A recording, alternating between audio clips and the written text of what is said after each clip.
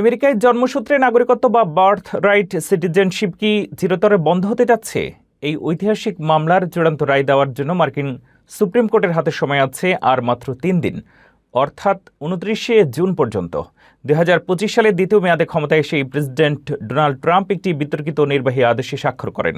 এর মূল লক্ষ্য, কোনো অভিবাসী দম্পতির সন্তান যুক্তরাষ্ট্রে জন্মগ্রহণ করলেও সে স্বয়ংক্রিয়ভাবে মার্কিন নাগরিকত্ব পাবে না যদি না তার বাবা মায়ের অন্তত একজন মার্কিন নাগরিক হন।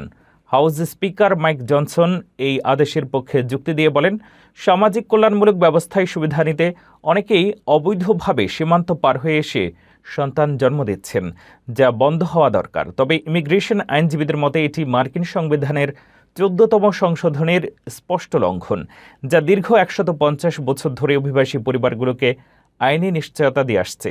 সুপ্রিম কোর্ট যদি ট্রাম্পের পক্ষে রায় দেয় তবে কোটি মানুষের ভাগ্য বদলে যাবে। তবে ট্রাম্প জানিয়েছেন, রায় পক্ষে এলে কেবল আদেশ কার্যকরের পর জন্ম নেওয়া শিশুদের ক্ষেত্রেই এটি প্রযোজ্য হবে।